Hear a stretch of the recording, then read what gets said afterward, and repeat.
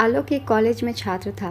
College से लौटते वक्त उसने एक शोरूम में एक नया सुंदर स्पोर्ट्स कार देखी थी और वो लंबे समय से अपने लिए एक ऐसी ही कार चाहता था।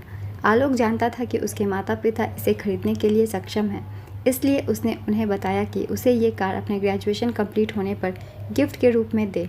देखते ही देखते वो दिन भी आ गया और पिता ने आलोक को अपने निजी कार्यालय में बुलाया। उन्होंने उसे कहा कि मुझे तुम्हारे जैसे अच्छे बेटे पर बहुत गर्व है। उन्होंने उसे बताया कि वह उसे कितना प्यार करता है और उसे एक प्यारा सा रैपर से लिपटा हुआ उपहार दिया। आलोक उस छोटे से गिफ्ट के डब्बे को देख निराशा महसूस करने लगा, लेकिन वह जानने के लिए उत्सुक था कि ऐसा क्या था उस बॉक्स में। इसलिए उसने बॉक्स तुरंत खोला और उसमें उसे एक रामायण मिली। आप इतने अमीर हैं और आप मुझे केवल एक रामायण दे रहे हैं।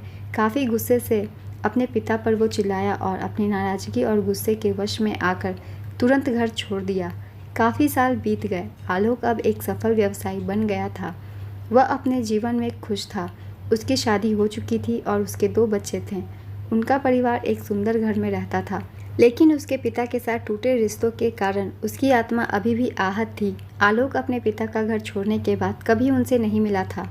आलोक को उस दिन के बाद अपने पिता को न मिलने का पछतावा हमेशा रहने वाला था, क्योंकि एक दिन उसे एक पत्र मिला जिसमें उसके पिता के निधन की खबर थी और साथ ही ये बताया गया था कि उन्होंने अपने जीवन भर की पूंजी वसीयतनामा के अनुसार अब आलोक के नाम कर गए थे। अपने पिता की सारी संपत्ति विरासत में मिली तब आलोक अपने पिता के घर पहुंचा और कुछ महत्वपूर्ण कागज की तलाश करने लगा और गलती से उसे वही रामायण का उपहार लिपटा हुआ मिला, जिसे देखकर उसे फिर से उसी उदासी का एहसास हुआ। उस ग्रंथ को उसने अच्छे से देखा तो उस पर अपने पिता की हैंडराइटिंग में कुछ लिखा पाया। उस पर लिखा था, मैं खुद को बेचकर भी हर सपना पूरा करूँगा तेरा, बस तू सपने ज़रा बड़े देखना। ये बोल रहा है बाप नहीं, ज़िंदगी का सबसे पहला दोस्त तेरा। ये कविता पढ़ी ही थी कि अचानक उस किताब से एक चाबी गिरी, जिसके ऊपर लगे टैग पर उसके ग्रेजुएट होने की तारीख के साथ कॉन्ग्रेचुलेशन और I am proud of you लिखा हुआ था। और वो उसी कार की चाबी थी जिसकी मांग आलोक ने की थी। बाद में उसे एक खत भी मिला जिसमें लिखा था, बेटा आलोक, शायद जब तुम ये खत पढ़ रहे होगे मैं इस दुनिया में नहीं रहूँगा।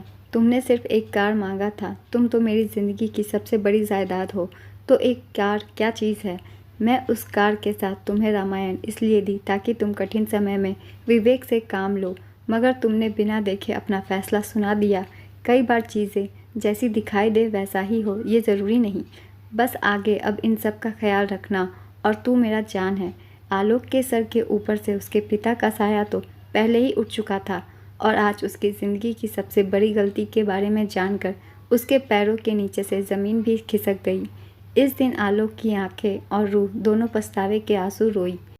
ये कहानी अगर आपको अच्छी लगी हो तो प्लीज़ वीडियो को लाइक ज़रूर कर दीजिए। चैनल भी सब्सक्राइब कर लीजिए। इस तरह की और भी कहानियाँ आती रहेंगी।